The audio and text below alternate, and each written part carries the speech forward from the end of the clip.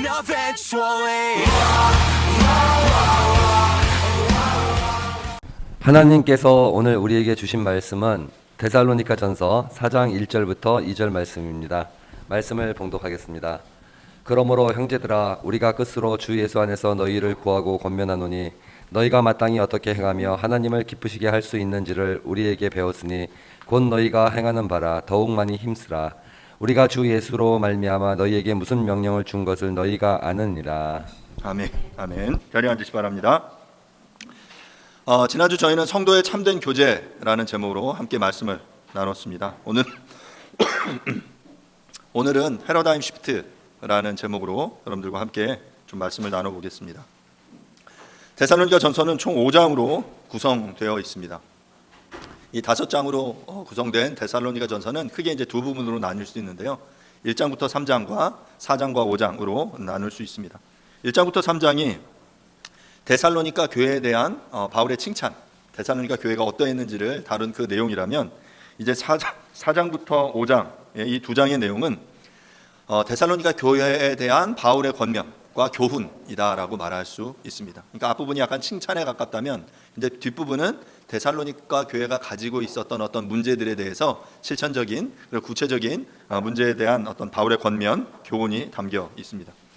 데살로니가 성도들은 이방의 도시 문화 속에서 환난을 받으며 동족들로부터 핍박을 받으면서 믿음을 지켰고 그리스도의 본을 따르며 피차 사랑하는 삶을 살았습니다. 우리가 이것에 대해서 데살로니가 현상이라고 말씀드렸죠.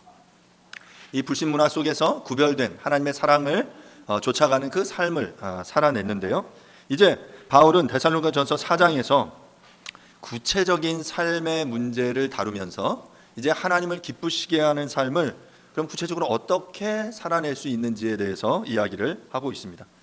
4장에 보면은 크게 그 구체적인 문제를 이제 세 가지 영역으로 다루는데요. 3절부터 8절은 성에 대한 그런 주제고요. 두 번째 9절부터 12절은 그 경제 생활에 대한 내용이고요. 그리고 이제 13절부터 18절까지의 내용이 성도들의 죽음, 재림에 대한 문제였어요. 그러니까 성이라는 주제, 경제 생활에 대한 주제, 어떤 죽음에 대한 주제를 다루고 있는 것이죠.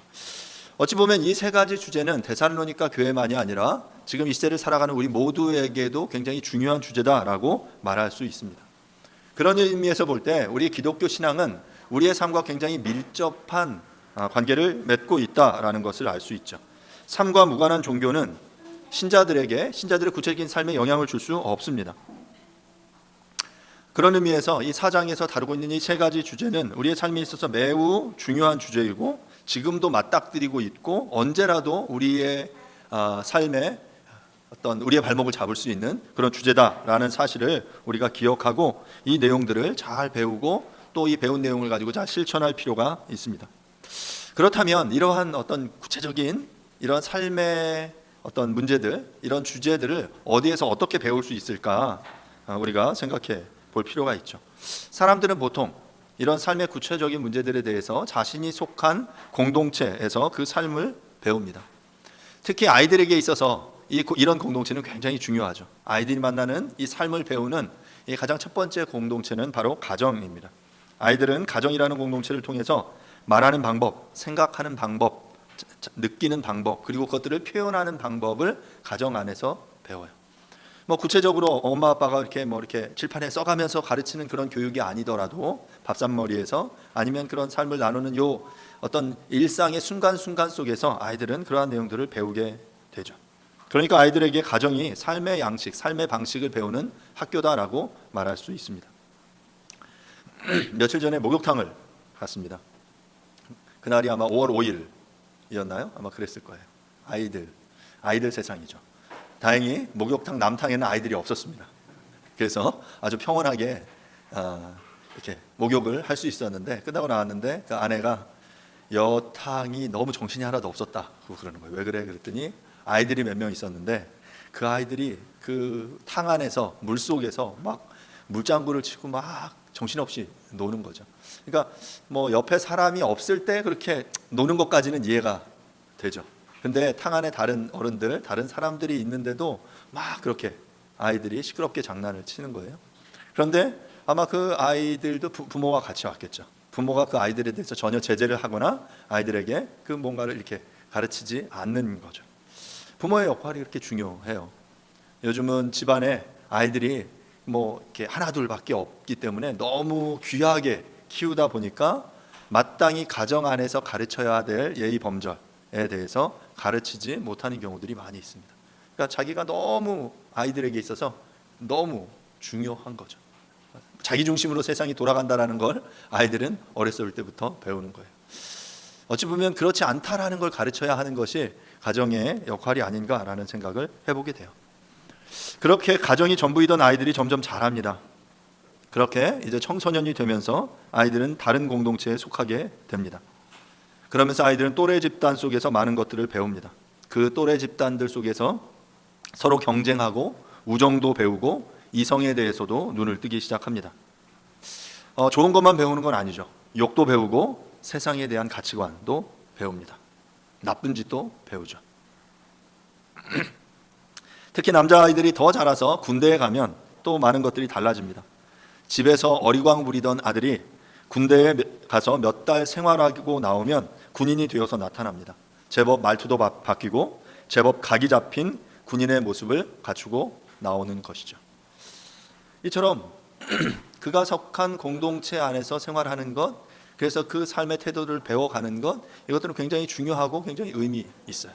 그래서 어떤 공동체에서 어떠한 훈련과 어떠한 교육을 받느냐가 중요한 것이죠. 교회도 마찬가지입니다. 주님을 믿고 우리가 교회에 출석하면 교인이 됩니다. 교회 공동체에 속하게 되는 것이죠. 그래서 어떤 교회에 속해서 삶을 배워 나아가는지에 따라서 그 사람의 어떤 신앙의 모습이 또한 잡혀가는 거예요. 교회 다닌다고 똑같은 신앙의 모습, 똑같은 모습이 아니죠. 똑같지 않은 이유는 여러 가지, 그 사람의 어떤 성격이나 자라온 배경 자체가 달라서일 수 있지만 그에게 영향을 주는 그 교회 공동체의 그 어떤 그 신앙의 강조점, 그 가치가 다르기 때문에 사람들에게 그런 다른 모습들이 드러나는 거죠. 어찌 보면 그게 당연한 거예요. 그렇게 우리가 어떤 공동체에 속하면, 또한 교회 공동체에 속하면 그 교회 공동체와 서로 이렇게 카운터 액트를 서로 주고받으면서 삶이 변화해 갑니다.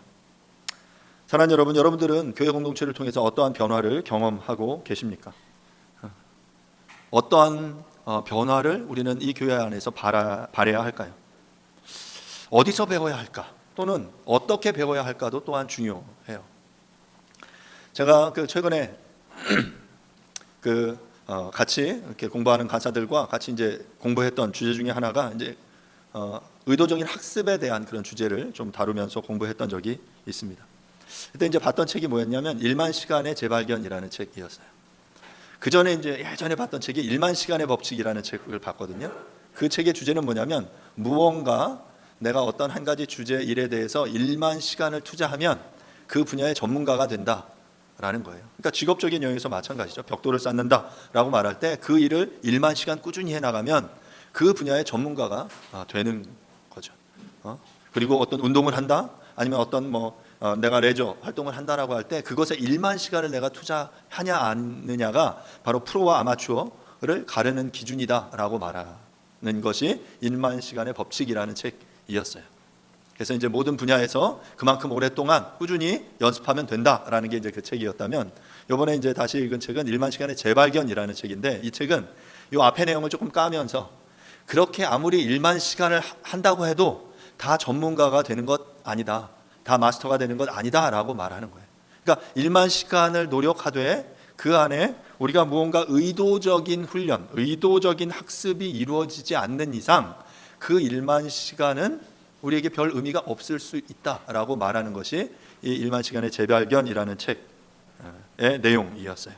그러니까 그 앞에 책은 무조건 열심히 해라, 오래 꾸준히 해라, 그러면 된다 였다면, 이 책은 그냥 무조건 열심히 하는 것만으로는 한계가 있다 라는 것을 가르치는 내용이에요. 그러면서 뭐라고 말하냐면, 예를 들면 바둑을 배운다든지 아니면 악기를 한다든지 어떤 운동을 한다고 할 때 그냥 동네 축구를 1만 시간 한다고 해서 그 사람이 손흥민이나 호나우도가 되는 게 아니다 라는 거죠. 그러니까 의도적인 학습을 해야 된다는 거예요. 바둑을 배우면서 그냥 계속 동네에서 아저씨들과 1만 시간 둔다고 해서 그 사람이 프로기사가 되는 것 아니다 라는 거죠. 그래서 어떤 정말 그 전문가에게 어떤 원포인트 레슨을 배우고 전문가에게 지도를 받으면서 잘못된 나의 어떤 그 패턴, 습성 그런 것들을 발견하고 고쳐 나가면서 의도적인 그런 학습을 훈련을 진행해야 된다. 그렇게 일만 시간을 해야 그 분야의 어떤 대가가 될 수 있다, 전문가가 될 수 있다라는 게 그 내용이었어요. 그러니까 저는 이 책을 맞다라고 생각해요. 아무런 그 목적 없이 내가 1만 시간 교회에 다녔다고 해서 내가 신앙이 좋은 그 건강한 그리스도인이 되냐? 아니다라는 거죠. 1만 시간이 아니라 평생을 신앙생활을 한다고 해도 그 안에서 정말 내가 하나님 나라의 백성으로 하나님 나라의 그 복음을 살아내는 것이 무엇인지 배우고 훈련하지 않은 채 그냥 무작정 살아가는 것은 그냥 껍데기만 형식적인 신앙의를 키워내는 것에 불과할 수 있다라는 것이에요.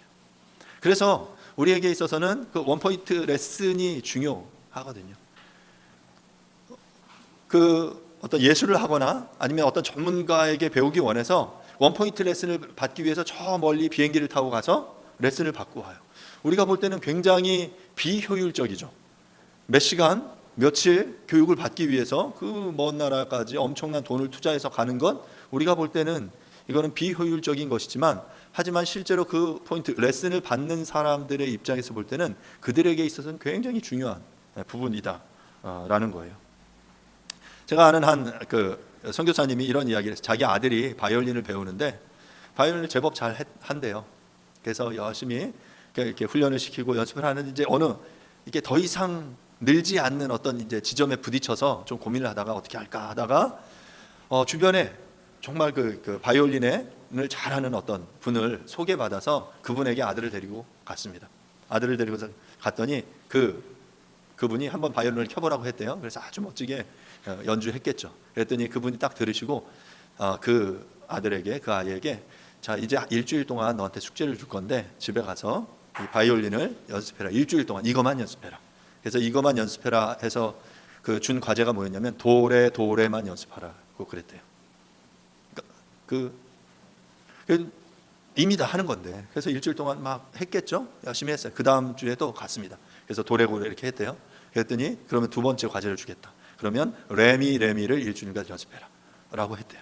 그러니까 이 아이가 뭔가 이제 마스터한테 배우니까 뭔가 이제 특별한 기교, 뭔가를 이렇게 가르쳐 줄 줄 막 부푼 기대를 안고 갔는데 웬걸 도레 레미 이거를 일주일 동안 연습을 했다는 거죠. 그러고 나서 이제 아빠한테 안 한다고, 하기 싫다고 이제 그런 거예요. 그렇게 연습을 하고, 그리고 나서 나중에 그 아들이 뭔가 이제 다른 연주를 할 기회가 있었는데 어떤 다른 분이 그 아이의 그 연주 소리를 듣더니 이 아이 뭔가 좀 달라졌다는 거예요. 이 아이가 지금 혹시 뭔가 이렇게 배운 게 있냐고 물어보더래요. 그래서 일주일간 도레 일주일간 레미 연습했다고 그랬더니 뭔지 모르겠는데 아이가 이 소리가 달라졌다고 그러더라는 거죠. 그러니까 지금 이 전문가와 비전문가의 차이는 그거예요. 전문가는 이렇게 딱 들으면 이 아이에게 지금 뭐가 필요한지 원포인트 레슨을 해줄 수 있는, 그럼 이제 그거를 좀 전문용어로 심적 표상이라고 하거든요. 다른 말로 이제 정보 장악력이라고도 표현하는데, 그러니까 심적 표상, 이 전체 마스터 플랜이 그에게 있는 거예요. 전체 그림이 있어서 그 중에 이 사람에게 부족한 게 무엇인지 알고 그것들을 찝어줄 수 있는 그런 사람이 바로 전문가라고 불릴 수 있는 사람이에요. 그리고 그 전문가에게 원포인트 레슨을 받으면 그 자기가 이렇게 넘지 못하던 요 어떤 그 장벽을 이제 한순간에 점프할 수 있는 그런 능력이 생기게 되는 거죠. 저희가 지난주에 성도의 참된 교제라는 주제를 다뤘습니다. 성도의 참된 교제를 다루면서 제가 이제 두 가지 영역을 나눴죠. 이 기본 단계와 심화 단계의 영역이 있다. 기본 단계는 바울이 서로의 삶을 확인하고 또 이것들을 우리가 함께 중보해주고 관심 가져주고 서로를 위해 기도해주는 그런 것들이 이제 기본 단계의 영역이라면, 여러분 기본 단계도 굉장히 중요해요. 하지만 우리가 여기서 더 한 걸음 더 나아가는 이 심화 단계로 나아가기 위해서는 이 사람에게 정말 무엇이 필요한지를 바라볼 줄 아는 영적인 통찰력, 인사이트를 가진 그 누군가의 도움이 필요한 거예요. 그래서 리더가 필요하고, 그래서 멘토가 필요하고, 그래서 목회자가 그런 역할들을 해주는 거죠. 이 사람과 함께 영적인 대화와 교제와 훈련을 함께 하면서 이 사람에게 정말 이 현재 수준에서 필요한 내용들을 파악하고 너 이런 부분에서 하나님과 더 좀 깊은 교제를 하는 것이 좋겠다. 이 부분에서 하나님 앞에 더 기도하자라고 그에게 그 도움을 줄 수 있는 그 관계. 그게 바로 이제 심화 단계거든요. 그런 그 의도적인 학습, 의도적인 훈련을 통해서 비로소 우리는 자라갈 수 있게 되는 거예요. 그런데 실제로 오늘날 성도들의 교제가 일반 사회적 교제와 별반 다르지 않다라고 말씀을 드렸죠. 이유는 성도들의 삶의 방식, 교제의 방식이 껍데기만 종교적인 외피를 썼을 뿐 알맹이는 세상의 방식과 별반 다르지 않기 때문입니다. 그런데 바울은 데살로니가라는 도시에서 하나님의 나라를 이루며 살아가기 위해서 분투하는 데살로니가 성도들, 형제들을 향하여 이제 구체적인 실천 방안, 교훈을 이야기하면서 그들에게 패러다임 시프트를 제시하고 있어요. 다른 말로 이야기하면 이 패러다임 시프트는 인식의 전환, 삶의 방향의 전환을 의미하는 거죠. 자기 자신을 기쁘게 하기 위한 삶을 지금껏 살아왔다면 이제부터는 너희들이 하나님을 기쁘시게 하는 삶을 살아라.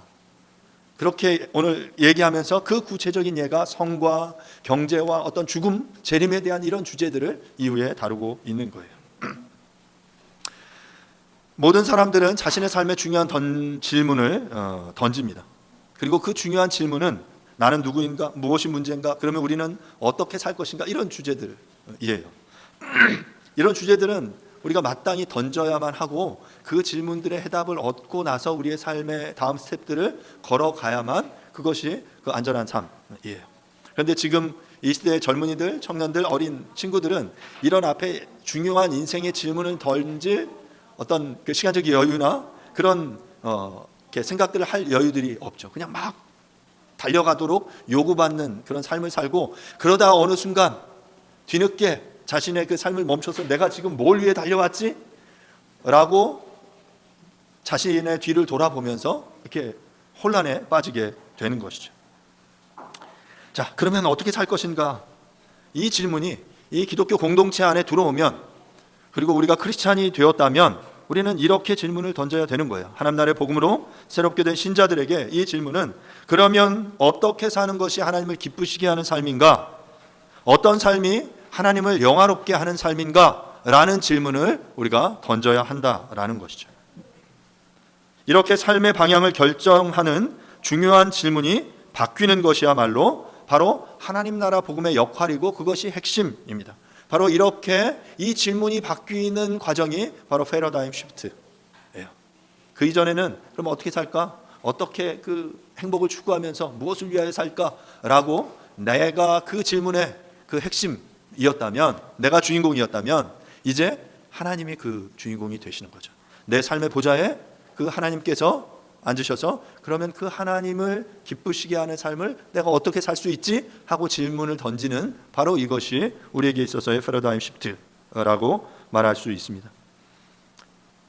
하나님을 알지 못하고 살아가던 시기에는 나의 만족과 유익을 위해 살았습니다. 왜냐하면 내가 나의 삶의 주인공이었기 때문입니다. 세상은 그렇게 이야기해요. 네가 너 삶의 주인공이다. 너 지금 너의 현재의 삶을 즐겨라, 누려라 라고 말하고 있어요. 그런데 하나님 나라의 복음을 알게 되면 인식의 전환이 일어나기 시작하죠. 내가 나의 삶의 중심이 아니구나. 내가 아니라 하나님이 나의 삶의 중심이셔야 하는구나 라는 사실을 깨닫게 됩니다. 그리고 예수 그리스도의 십자가와 부활이 역사적인 사실이라는 이것이 그 이전에는 그냥 이야기로 알았다면 이제 이것이 나의 삶과 연관되기 시작하는 거죠. 그래, 정말 이 예수의 십자가, 예수의 죽음과 부활이 나를 위한 거구나로 우리는 알게 되는 거죠. 그리고 그 십자가와 부활을 믿는 삶을 살게 될 때 이제 그 십자가 앞에서 모든 것이 상대화되는 경험을 하게 됩니다. 그 십자가의 영광 앞에 모든 것들이 상대화되는 거예요. 그 이전에 막 반짝반짝거렸던 것들, 그 이전에 좋아 보였던 것들이 그 십자가의 영광 앞에 딱 노출되면 이게 다 헛것이구나. 바울의 표현대로 이거 다 배설물이구나.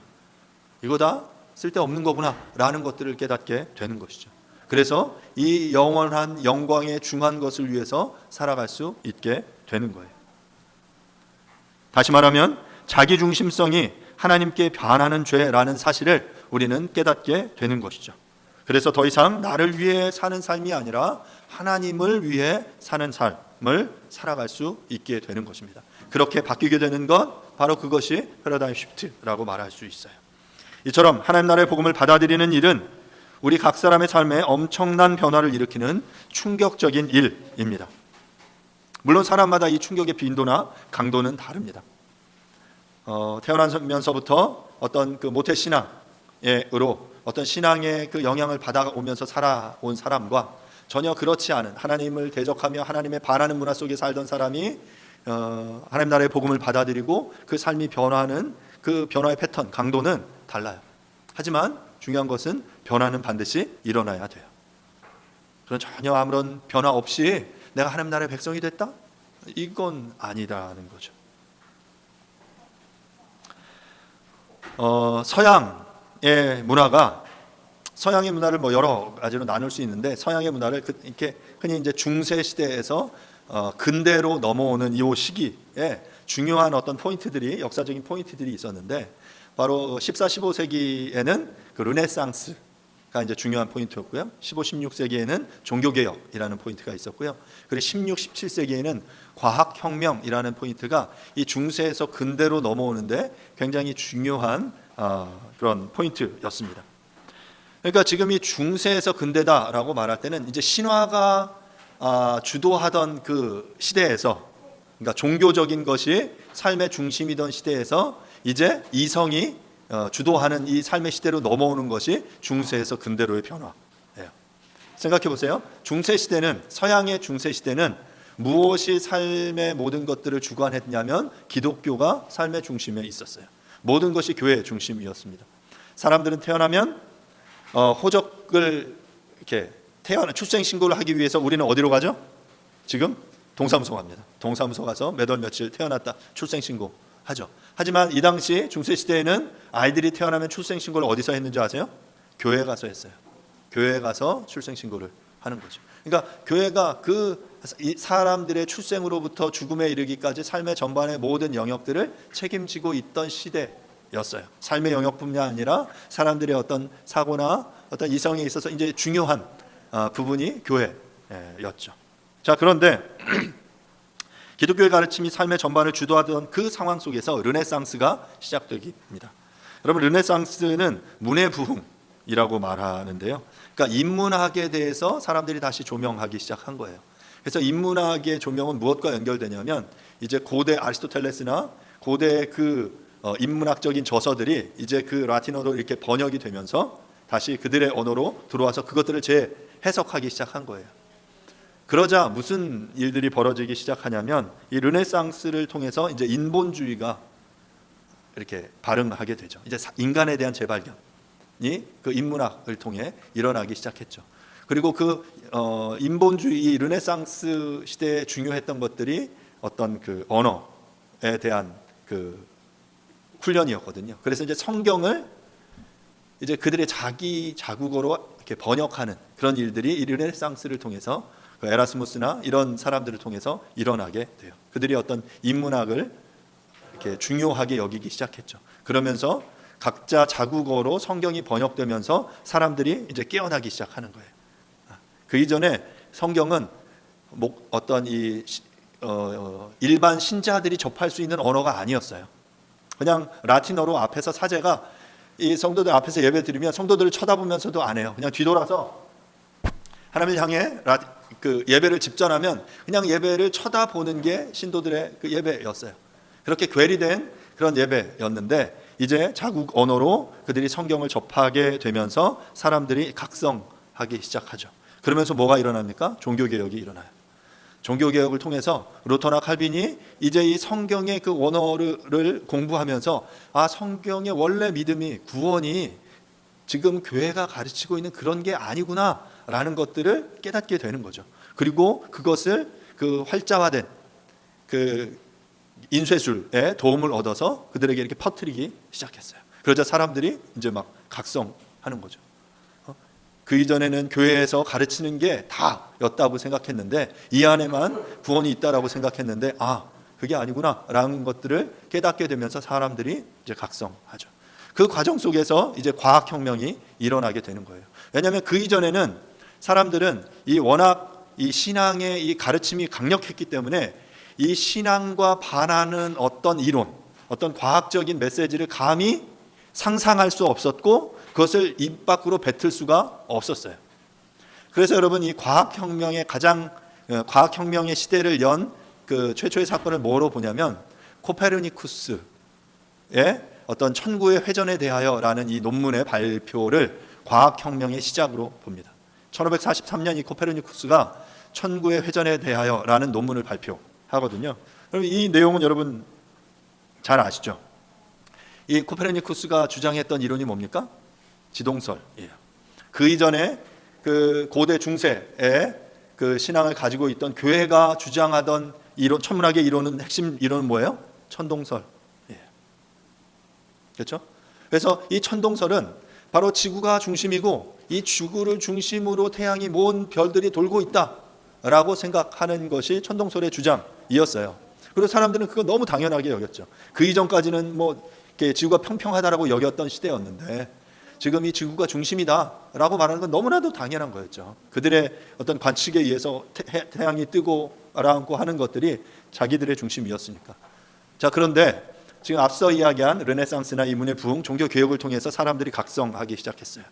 그리고 사유하기 시작했죠. 관측하면서 뭔가를 상상할 수 있게 된 거예요. 무엇을 넘어서 이 신의 가르침, 이 천동설, 교회가 말하는 이 천동설의 주장을 반하는 이런 내용에 대해서 감히 상상하기 시작하면서 뭔가 변화가 시작됐어요. 바로 그것을 최초로 이야기한 사람이 바로 코페르니쿠스였습니다.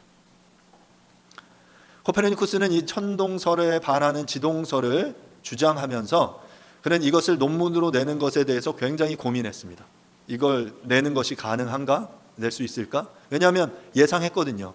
자기의 이 메시지가 지금 이 어떤 교회 제도권 아래서 얼마나 그것에 반대되는 도전인지를 그는 알았기 때문에 감히 이 논문을 내지 못하고 몇 년을 썩혀 두고 있었어요. 그러다가 주변에 몇몇의 충고에 따라서 이 논문을 제출하게 되죠. 엄청난 반향이 일어납니다. 사람들로부터 엄청난 공격을 받게 돼요. 말이 되냐? 너 신앙이 있는 거냐? 너 구원받지 못한다. 너는 악마의 자식이다. 이런 도전들이 그에게 수없이 던져지죠. 하지만 그는 자신의 이론에 비추어 볼 때 자신이 관측하고 자신이 계산한 이것들로 볼 때 지동설이 옳다라고 여겼던 거죠. 그리고 그 부분에 대해서 사람들에게 설명했어요. 당시 최고의 지성이라고 여겨졌던 루터도 이 코페르니쿠스가 전하는 이 지동설은 말도 안 되는 이론이다라고 일축했습니다. 하지만 어떻게 됐습니까? 수많은 이들이 공격하고 틀렸다고 주장했지만 진리는 수많은 공격도 버텨내는 거죠. 대부분의 과학적 이론은 가설로 시작합니다. 가설은 뭐냐? 그냥 이럴 거야. 이렇게 될 수 있어라고 어떤 과학자가 수리적인 예측이나 상상을 통해서 자신의 이론을 세우는 거예요. 가설을 세우죠. 그럼 가설을 가지고 뭘 하냐면 증명을 하는 거예요. 실험을 통해서, 관측을 통해서 이게 맞아라고 이제 데이터들을 계속 쌓아가는 거예요. 그래서 이제 논문을 발표하죠. 실험실에서 하는 게 그런 거거든요. 실험을 해서 실제로 이 데이터가 나오는지, 그래서 이 논문을 내요. 그러면 그 논문을 보고 어떤 일들이 벌어지는 거냐면 이 동료 과학자들로부터 이제 피어 리뷰라는 거를 받아요. 이건 동료 과학자들이 교차 검증을 하는 거거든요. 실제로 과연 그러한가? 네 이론이 맞는지를 동료 과학자들이 이제 교차 검증하죠. 실제로 똑같이 실험을 해보고 이런 데이터가 나오는지. 우리가 예전에 그 줄기세포 관련돼서도 마찬가지예요. 거짓말했는데 이 부분들이 제대로 교차 검증되지 않은 상황에서 그런 놀라운 그 결과가 나왔다라고 사람들이 착각하고 다 몰려갔죠. 하지만 실제로 이렇게 실험을 해보니까 진지하게 교차 검증을 하는 과정을 통해서 이게 반증되는 거예요. 이건 안 돼. 이건 말도 안 되는 이론이야. 하게 되는 거죠. 대부분의 가설들은 이 과정에서 폐기됩니다. 폐기되는 이유는 반증을 견뎌내지 못하기 때문이죠. 하지만 반대로 이 수많은 반증을 이겨낸 가설들은 이제 법칙이 되고 이것이 흔들 수 없는 지경에 이르게 되면 이론으로 인정을 받게 됩니다. 그래서 어떤 가설이 있고요. 무슨 오음의 법칙, 무슨 법칙이 생기고요. 뭐 상대성 이론, 무슨 이론들이 생기는 거예요. 그러니까 이 가설이 반증을 견뎌내서 법칙이 되고 이것들이 끊임없이 반증을 견뎌내서 이론으로 정립되어가는 과정인 거죠. 여러분, 지금 우리는 천동설을 믿지 않습니다. 지금도 천동설을 주장하는 일부 그 단체들이 있어요. 하지만 우리가 그런 이론을 들으면 저건 말도 안 되는 이론이야 라고 생각해요. 왜냐하면 지금의 우리의 그 데이터들이 축적되고 쌓였기 때문이죠. 그런 의미에서 반증이 불가능한 이론은 이게 어떤 과학의 영역의 대상이 될 수 없습니다. 이 말은 뭐냐면 뭔가 이렇게 반대를 시도할 수 없는 이론들이 있어요. 뭔가 이렇게 믿어라라고 말할 때 이거에 대한 반증은 힘들어요. 그러니까 예를 들어 유사과학이나 어떤 신앙이나 이념은 반증이 불가능합니다. 그래서 이게 과학적으로 이것들을 입증해내거나 반대 이론을 통해서 그거를 틀렸다라고 말하기가 어려워요. 왜냐하면 그 사람의 신념이거든요. 신념을 가지고 있는데 어떤 정치에 대한 어떤 생각들, 좌파우파 뭐 말하는 그런 것도 신념에 가깝기 때문에 반증이 안 돼요. 그래서 지금 우리가 이 패러다임 시프트가 일어나는 이 과정 속에서는 이 과학적인 영역에서 이 패러다임 시프트라는 표현이 생긴 거예요. 그 이전의 패러다임은 천동설이었어요. 모든 세계가 천동설로 해석되었는데 이제 어느 순간 이 점프가 일어나는 거죠. 더 이상 천동설이 아니라 이 지동설이라는 새로운 패러다임이 열리기 시작했어요.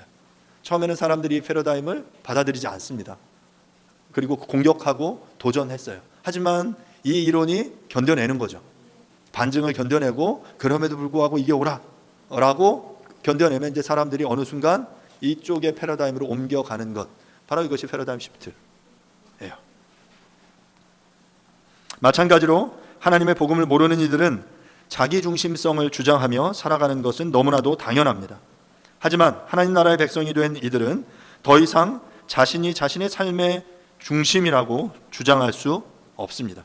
엄청난 인식의 전환, 패러다임 시프트가 일어난 것이죠. 그런 시프트가 일어나야 되는 거예요. 오늘 본문 1, 2절인데요. 제가 다시 한번 읽겠습니다. 그러므로 형제들아, 우리가 끝으로 주 예수 안에서 너희에게 구하고 권면하노니 너희가 마땅히 어떻게 행하며 하나님을 기쁘시게 할 수 있는지를 우리에게 배웠으니 곧 너희가 행하는 바라 더욱 많이 힘쓰라. 우리가 주 예수로 말미암아 너희에게 무슨 명령으로 준 것을 너희가 아느니라. 4장 본문은 그러므로 라는 단어로 시작합니다. 바울이 앞선 3장, 앞선 내용들을 받는 거죠. 앞에 3장 마지막 부분에서 뭐라고 이야기했냐면 아버지 앞에서 거룩함에 흠이 없는 삶을 살아낼 것을 이야기했거든요. 그 내용을 받으면서 그러므로 너희는 이렇게 살아라라고 구하고 권면하고 있는 거예요. 그런데 그 내용을 권면하면서 그 앞에 어떤 이 2절 표현에 무슨 표현이 있냐면 주 예수 안에서라고 말하고 있어요. 엔 퀴리오 예수라는 이 표현은 엔이라는 이 표현은 뭐뭐 안에라는 뭐 전치사거든요. 뭐뭐 안에 주로 이제 공간적인, 지리적인 뭐 교회 안에 있다, 우리가 학교 안에 있다, 집 안에 있다 할 때 말하는 그런 안에라는 표현인데 이것이 공간의 개념이 아니라 인격체의 어떤 개념과 함께 사용될 때는 그것의 권위 하에서 그것을 힘입어라는 그러한 의미예요. 그러니까 지금 이 오늘 본문 1절 본문 속에서 주 예수 안에서라는 이 의미는 무슨 의미냐면 바로 주 예수의 권위를 힘입어라는 표현이에요. 예수의 권위 안에서 그분의 이름을 힘입어서 그분의 권위를 등에 업고 지금 내가 너희에게 권면한다라고 말하고 있는 거죠. 그러면서 주 예수 안에서 바울이 지금 권면하는데 그는 지금 이 1절의 본문 속에 보면 두 개의 동사를 연속해서 사용합니다. 너희에게 구하고 권면하노니 에로토멘, 파라칼루멘이라는 두 개의 동사를 연속해서 사용하고 있어요. 이것은 그의 어떤 간절함의 표현이에요. 지금 내가 너에게 얼마나 간절한지를 지금 표현하고 있는 거죠. 그 구하고 있는, 권면하고 있는 내용이 바로 무엇이냐면 바로 어떻게 하나님을 기쁘시게 할 수 있는지를 배운 대로 이미 행하고 있는 대로 너희가 더욱 힘써라 라는 거예요. 그러니까 하나님을 기쁘시게 하는 그 삶을 너가 배우고 그것을 네가 살아내고 있는 것처럼 더 힘써서 열심히 최선을 다해서 살아내라 라고 말하는 게 지금 바울의 권면이에요. 것인 것이죠. 저는 이 바울의 요청이, 바울의 권면이 바로 패러다임 시프트에 대한 요청이다라고 생각합니다. 자신을 기쁘시게 하는 삶에서 이제 하나님을 기쁘시게 하는 삶으로의 인식의 전환을 이룰 것을 구하고 권면하고 있는 것입니다. 모든 인간은 본성적으로 누군가를 기쁘게 하고 싶어 합니다. 다른 말로 하면 누군가의 인정을 받고 칭찬을 받고 사랑을 받고 싶어 하는 거죠. 앞서 이야기한 대로 아이들은 부모의 인정과 칭찬을 바랍니다. 부모가 자녀에 대해서 건강하게 칭찬하고 인정을 하면 아이의 자존감은 건강해집니다. 그렇게 자존감이 건강한 아이들은 주변의 다른 사람들이 자신을 어떻게 평가하는지에 대해서 크게 좌지우지 되지 않습니다. 하지만 어린 시절 건강한 자존감을 가지지 못한 경우에는 늘 자라면서 누군가의 인정을 갈구하며 살게 됩니다. 계속 눈치를 보면서 주위 사람을 기쁘게 하려고 애를 씁니다. 그 대상이 친구일 수도 있고 선생님일 수도 있고 이성이 될 수도 있죠. 그런데 조금 더 생각해 보면 결국 다른 사람을 기쁘게 하여 인정을 받으려는 마음의 배후에는 그 근본적인 동기에는 자기를 기쁘게 하기 위한 것이 그 안에 깔려 있는 거예요. 그러니까 내가 누군가를 기쁘게 하려고 막 시도하고 인정받으려고 하는 욕구의 중심에는 자기중심성, 나를 기쁘게 하기 위해서, 나를 좋게 하기 위해서 하는 마음이 그 가운데 있는 거죠. 왜 다른 사람들의 인정을 받으려고 합니까? 그렇게 인정을 받으면 내 기분이 좋기 때문에 그래요. 내가 기쁘기 때문에 그래요. 자신의 존재감을 인정받는 것처럼 느껴지기 때문에 그렇죠. 예전에 1994년 MBC 뉴스 인터뷰에서 X세대에 대해서 인터뷰를 하면서 이런 질문을 던졌어요. 그때 질문은 길을 지나가던 그 젊은 여성들을 잡고, 그때 그 여성들이 배꼽티를 입고 막 다니던 그런 시절이었어요. 배꼽티를 입고 다니던 한 젊은 여성을 붙잡고 왜 그런 옷을 입고 다니세요? 하고 레포터가 인터뷰하는 거예요. 질문하는 거예요. 그러자 그 여성이 뭐라고 대답했냐면, 여러분 잘 아는 그 대답일 거예요. 그렇게 입으면 기분이 좋거든요. 이렇게 대답했어요. 그렇게 입으면 기분이 좋다는 거죠. 그러니까 다른 어른들이, 그 당시에도 어른들이 보면 어떻게 저렇게 배꼽을 드러내고 뭐 저렇게 입어 하면서 막 다 이상한 시선으로 볼 때 그 여성은 자신의 배꼽을 드러내고 내가 기분이 좋은 거예요. 내가 기분이 좋은데 왜 이런 이야기를 나에게 하냐라고 말하는 거죠. 이것이 바로 인간의 본성에 해당되는 겁니다. 선악과를 따먹은 이유도 그렇죠. 선악과를 따먹고 하나님과 같아지고자 하는 욕심이 인간에게 있었던 것입니다. 이처럼 자신을 기쁘게 하기 위해서 남에게 잘 보이려고 노력을 하는 것입니다. 그런데 우리가 예수 그리스도를 나의 삶의 주인으로 모시고 하나님의 나라의 자녀가 되면 바로 변화가 일어나게 돼요. 패러다임 시프트가 일어나는 거죠. 나를 기쁘게 하는 그 삶에서 이제 하나님을 기쁘시게 하는 삶으로의 전환이 일어나는 겁니다. 나 중심의 삶에서 하나님 중심의 삶으로 변화되는 거예요. 바로 이것이 우리의 삶에 있어서 하나님이 요청하시는 어떤 패러다임 시프트라고 말할 수 있습니다. 간혹 우리의 오해는 하나님을 기쁘시게 하는 삶을 산다는 것은 순교적인 삶, 자기 자신을 부정하는 삶, 재미없는 삶이라고 생각합니다. 손해를 감수하고 또 희생을 해야 되기 때문에 인생이 재미없다, 재미없어진다 라고 생각합니다. 이제는 세상과는 등지고 세속을 떠나 경건하게 살아야 한다. 다른 말로 재미없게 살아야 하는 것이다라고 하나님을 기쁘시게 하는 삶을 이렇게 생각합니다. 심지어 그렇게 사는 것이 하나님을 기쁘시게 하는 삶이야라고 가르치는 사람들도 있어요. 하지만 여러분, 절대로 그렇지 않습니다. 정말로 하나님을 기쁘시게 하는 삶을 살기 시작하면 나의 삶에 기쁨이 넘치기 시작합니다. 이전에 향방 없이 다름질하던 나의 삶이 이제 하나님을 기쁘시게 하는 그 삶을 통해 정렬되기 시작하는 것이죠. 나의 만족과 유익을 위한 삶은 목마름 속에 바닷물을 들이키는 것과 같은 삶으로 마셔도 더 심한 갈증을 불러일으킵니다. 하지만 하나님을 기쁘시게 하는 삶은 심한 갈증 속에서 시원한 냉수를 들이키는 삶과 같습니다. 아이러니하게도 나를 기쁘게 하는 삶은 나에게 기쁨을 보장해 주지 않지만 하나님을 기쁘시게 하는 삶은 우리에게 기쁨을 보장해 줍니다. 하나님께서 우리에게 약속하시는 기쁨은 바로 그 기쁨, 더 기쁨입니다. 세상에 줄 수 없는 하나님만이 주실 수 있는 그 기쁨입니다. 결국 하나님을 기쁘시게 하는 삶이야말로 우리들에게 그 기쁨, 하나님이 약속하신 그 기쁨을 받을 수 있는 그 길임을 여러분 기억할 수 있기를 간절히 바랍니다. 마지막으로 2절 본문에 사용된 명령이라는 이 표현은 파랑겔리아스라는 표현인데요, 장교가 자기 부하들의 행진을 지도할 때 내리는 구령과 같이 반드시 이행해야 할 권위 있는 지시를 의미해요. 지금 바울이 이야기하는 거예요. 이것이 명령이다라고. 누구의 명령이다? 주 예수의 권위를 힘입은 그러한 명령이다라고 촉구하는 거죠. 그 명령의 내용이 뭡니까? 하나님을 기쁘시게 하는 그 삶을 살아라. 그 이전에 너를 기쁘게 하는 삶을 살았다면 이제 하나님을 기쁘게 하는 삶을 살아라. 그런 패러다임 시프트를, 인식의 전환을 가져라라고 우리에게 촉구하는 것입니다. 말씀을 마무리하겠습니다. 바울은 데살로니가 성도들을 향해 삶의 구체적인 문제들을 교훈하기에 앞서서 이제 그들에게 패러다임 시프트를 요청합니다. 나를 기쁘게 하는 삶에서 이제 하나님을 기쁘시게 하는 삶이 무엇인지를 배우고 이것을 행하기에 힘써라 라고 말하는 것이죠. 이것은 그저 흘려버려도 되는 요청이 아니라 그리스도께서 우리에게 내리시는 아주 강력한 명령임을 여러분들 우리 모두 다 기억할 수 있기를 간절히 바랍니다. 그 삶을 어디에서 배울 수 있습니까? 어디에서 배워야 합니까? 바로 교회 공동체를 통해서 그 삶을 배워라 라고 우리에게 말씀하고 계세요.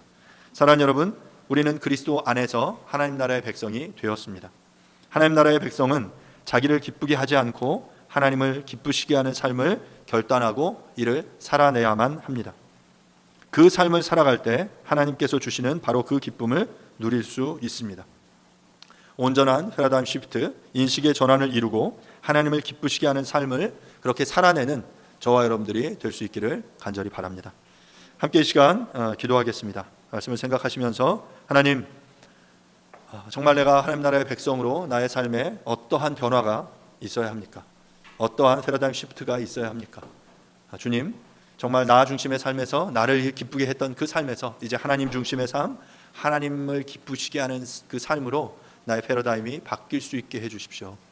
홀로 그것들이 불가능한 것을 압니다. 우리가 함께 이 공동체 안에서 그 새로운 변화를 꿈꾸어가고 이루어가고 그것들을 실천해 낼 수 있도록 하나님 나에게 힘과 능력을 주십시오 라고 이 시간 조용하게 함께 잠시 통성으로 한번 기도하도록 하겠습니다. 기도하겠습니다. 하나님 아버지, 주님의 은혜를 구합니다. 주님의 말씀을